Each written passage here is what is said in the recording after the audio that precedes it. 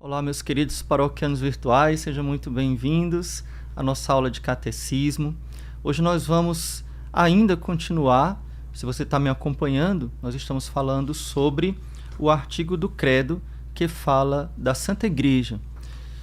Vamos ver aqui no catecismo e no Credo, como vocês conhecem, reza no nono artigo o seguinte: creio na Santa Igreja Católica e na comunhão dos santos. E nós, nas últimas aulas, falamos bastante sobre a Santa Igreja Católica.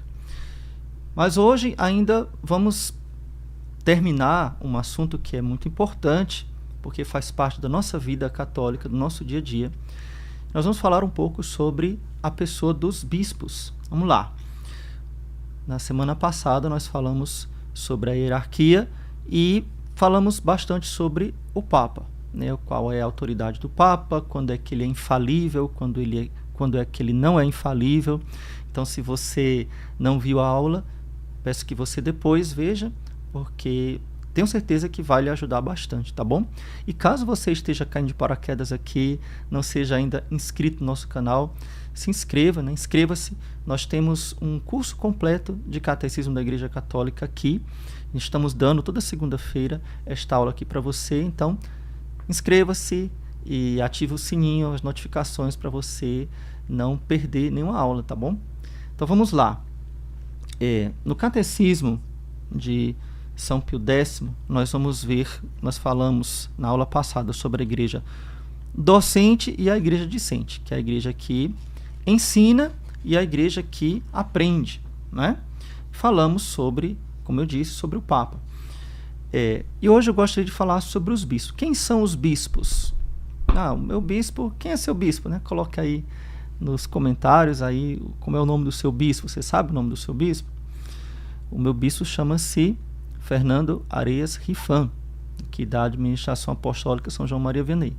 Mas eu também pertenço oficialmente ainda à Arquidiocese de Fortaleza, e nós temos a graça de ter agora um novo bispo, né? Dom Gregório, que vai assumir daqui a algumas semanas lá na Arquidiocese de Fortaleza. Então, qual é o seu bispo? Os bispos são os pastores dos fiéis, colocados pelo Espírito Santo para reger a Igreja de Deus nas dioceses a eles confiadas, sob a dependência do Romano Pontífice. Então, o verdadeiro pastor é o bispo. Quem é o pastor? Quem é que faz as vezes de Cristo na diocese? É o senhor bispo. Na própria diocese, diz o Catecismo de São Pio X, no número 207, o bispo é o pastor legítimo, o pai, o mestre, o superior de todos os fiéis, eclesiásticos e leigos que pertencem à mesma diocese. O bispo se chama pastor legítimo porque a jurisdição, ou seja, o poder que tem de governar os fiéis da própria diocese, lhe foi conferida segundo as normas e as leis da igreja. Então, atenção, vamos entender isso daqui. Quem dá legitimidade a um pastor, a uma função na igreja, é a Santa Igreja. Nenhum padre, nenhum bispo, ele se auto-intitula: eu agora vou cuidar dessas ovelhas porque eu quero, né? Porque eu gosto delas. Não, não é isso. As ovelhas não são confiadas pela igreja. A igreja, na pessoa do Papa, em toda a sua estrutura, em toda a sua hierarquia, é quem legitima a nossa autoridade, né? E aqui falando especificamente sobre a autoridade do bispo. Ou seja, é a igreja que nomeia aquele pastor para aquela porção do povo de Deus que nós chamamos diocese. O Papa, como nós sabemos, ele é o sucessor de São Pedro, então sucessor direto de São Pedro. Então São Pedro recebeu um ministério especial dado por Jesus. Jesus disse a ele, e se referiu a ele sempre no Evangelho. Você vai ver que Pedro aparece como o primeiro da lista dos apóstolos. Em todas as vezes que no Evangelho se cita os apóstolos, né, se diz quem são os apóstolos, Pedro aparece em primeiro lugar. E não por coincidência, Judas Iscariotes aparece em último lugar. Então, o mais importante é sempre Pedro. E Jesus Então a gente não vai falar sobre isso, já falamos em outras ocasiões, mas só relembrando. E Jesus confere a Pedro o primado, o pastoreio de toda a igreja. Tu és Pedro, e sobre esta pedra edificaria a minha igreja, lá em Mateus 16, 18. Também nós vamos ver lá em João, capítulo 20, na tríplice profissão de amor de Pedro. Né? Pedro, tu me amas? Sim, Senhor, tu sabes que eu te amo, apacenta as minhas ovelhas. Então Jesus confere a Pedro o ministério de apacentar como primazia as ovelhas do seu rebanho.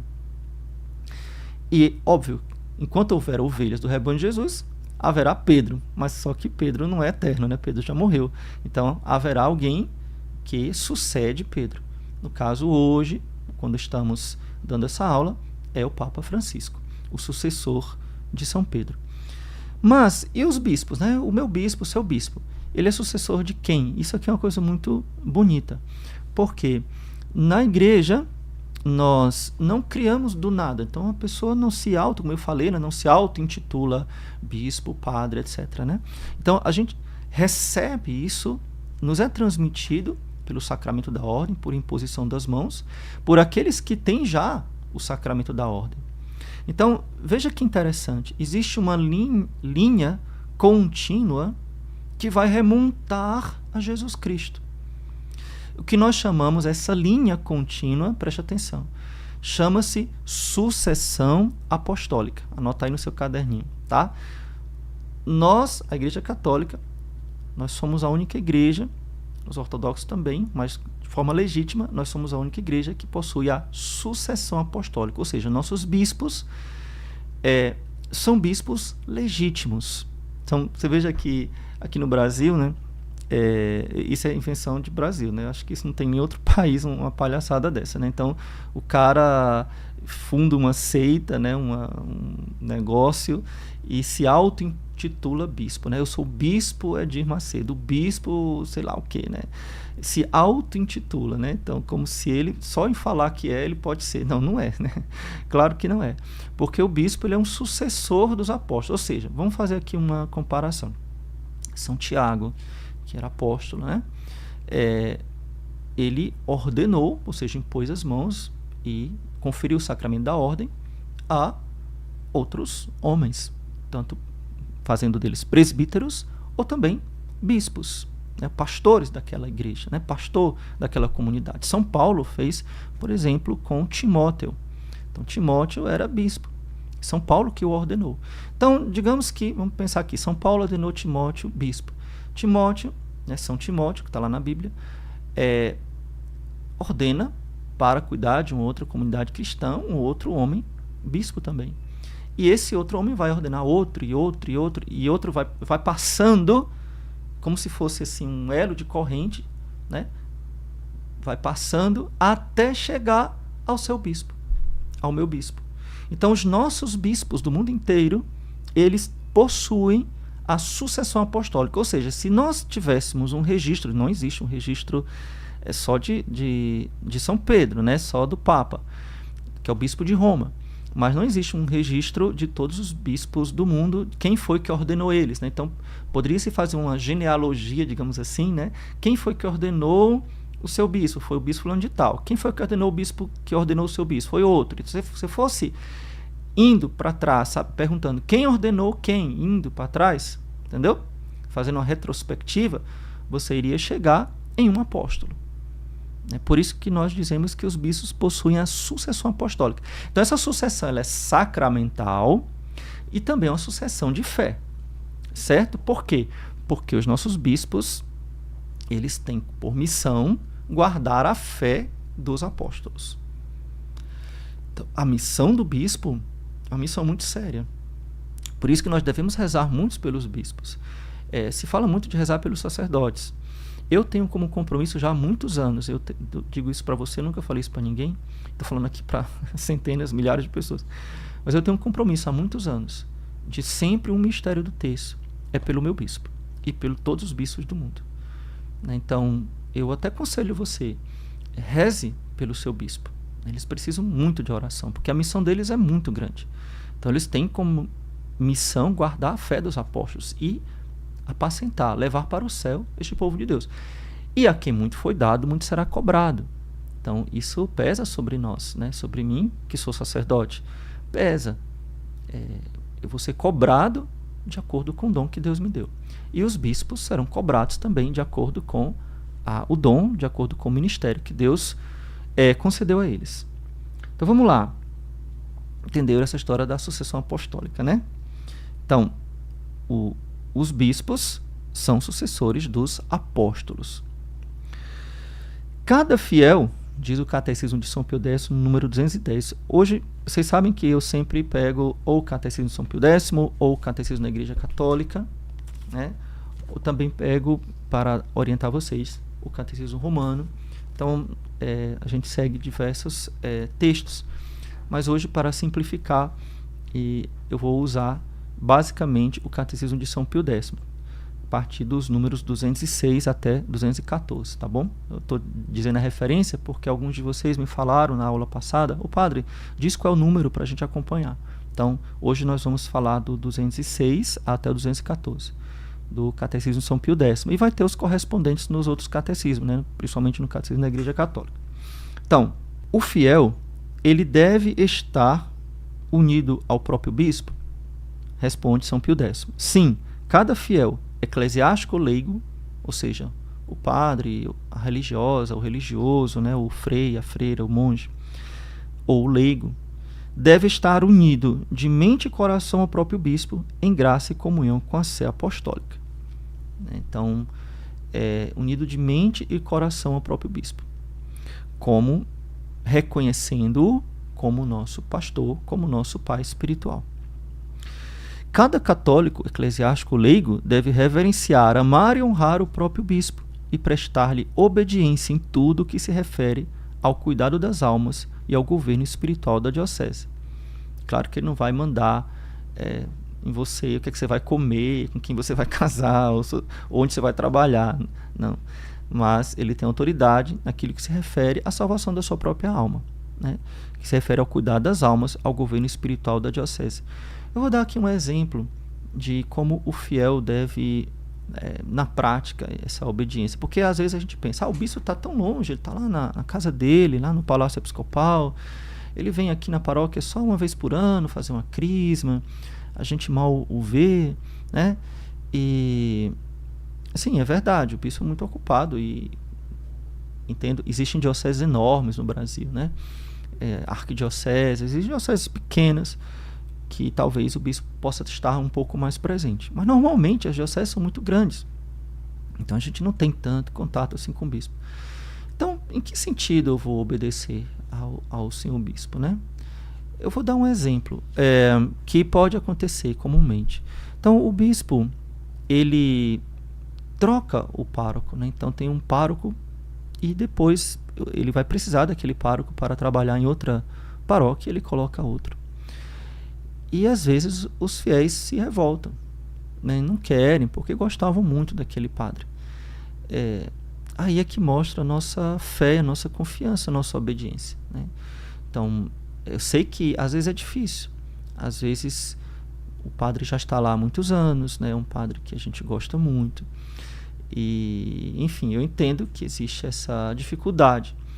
Porém, devemos também ver como voz de Deus, né? Como voz de Deus para nós, uma cruz ou uma provação, ou às vezes Deus quer dar algo bom e a gente não quer aceitar, né? Algo melhor ainda. Então, assim, é muito importante essa obediência, né? É muito importante, por exemplo, que não se façam coisas sem coisas, claro, importantes. Por exemplo, vou abrir uma comunidade, ou fundar uma comunidade, fundar um instituto, né? Eu conheço um lugar que, de repente, umas mulheres começaram a se vestir de freira e se chamar de irmãs e de madres, sem o bispo saber, né? É uma coisa assim, meio de maluco, né? Coisa de doido, né? Como se elas tivessem, assim, a autoridade de fundar um instituto sem que o bispo autorizasse, né? Não tem cabimento.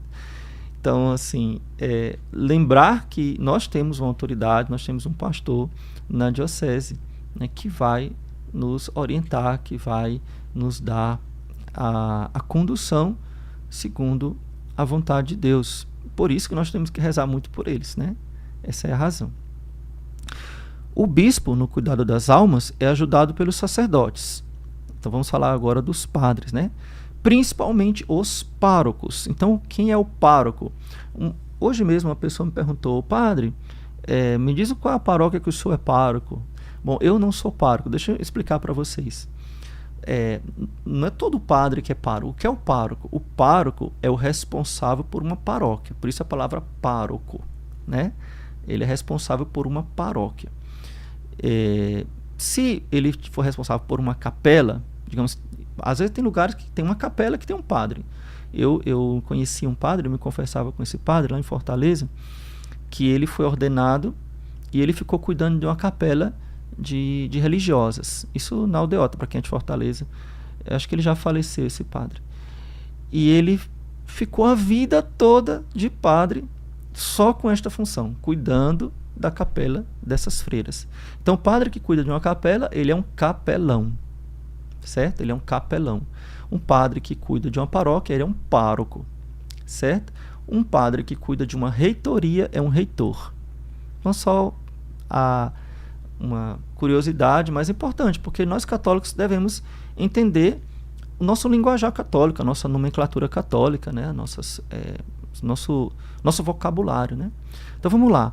O pároco é um sacerdote delegado, então ele não se auto-intitula pároco, ele é delegado para presidir e dirigir, sob a dependência do bispo, uma porção da diocese que se chama paróquia. Então vocês entendam, o bispo ele é o pastor de todos, certo? Mas ele não pode estar em todos os lugares, obviamente, né? Então, a diocese é enorme. Então, ele coloca pessoas que vão agir no nome dele. Então, os párocos, eles vão ser o representante do bispo, vão ser pastores para aquela porção do povo de Deus que se chama paróquia. Aquelas pessoas que moram, que frequentam aquela igreja ou aquele conjunto de igrejas, porque normalmente uma paróquia tem várias capelas. É isso? A sua paróquia tem muitas capelas? Eu já fui pároco de uma paróquia com 15 capelas. Eu tinha que dar conta de 15 capelas. E tem lugares que tem mais, tá? Tem lugares que tem 30. Certo? Então, quais os deveres os fiéis têm para com o pároco? Os fiéis devem manter-se unidos ao seu pároco, ouvi-lo docilmente e professar-lhe respeito e submissão em tudo o que diz respeito ao bem da paróquia. Gente, vamos aqui falar francamente, né? Eu acho que é importante a gente comentar um pouco sobre isso. Porque, óbvio que o catecismo ele está supondo que nós, sacerdotes, que os senhores bispos, são bons bispos e bons padres, né? São pessoas de muita fé, pessoas de muita piedade, pessoas corretas. E óbvio que, assim como no grupo de Jesus havia um Judas, né? Então, entre os pastores, nem todos são tão bons assim, né? Nem todos são tão fiéis ao magistério, tão fiéis a Deus, né? Somos todos pecadores. Eu também sou pecador, né? Mas eu peço muito, muito a Jesus a graça de ser fiel até o último dia da minha vida. Então, o que acontece? Existe hoje um certo conflito, tá? Uma certa briga, uma certa oposição dos fiéis aos pastores. O que eu digo para vocês? Como lidar, por exemplo, né, com um sacerdote, vamos falar assim, né, que não nos parece que não é tão fiel à igreja, não é tão fiel a Jesus. Eu vou dar uma dica para vocês, tá? Porque o catecismo vai dizer que nós devemos ter para com o pároco, que é o pastor. Ô padre, então aquele outro padre, o senhor, eu falando de mim, né? Você pode me perguntar que eu não sou pároco, não sou reitor, obviamente não sou bispo, não sou capelão. O que é que eu sou, né? Eu sou só um padre.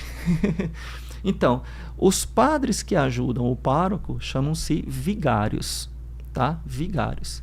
Então, a palavra vigário significa aquele que faz as vezes de, né? Aquele que está agindo em nome de, é o vicários, né? O que age em nome, que faz as vezes, é o representante. Então, o vigário é o auxiliar do pároco, certo? Então, normalmente, nas paróquias grandes, tem pelo menos um vigário, né?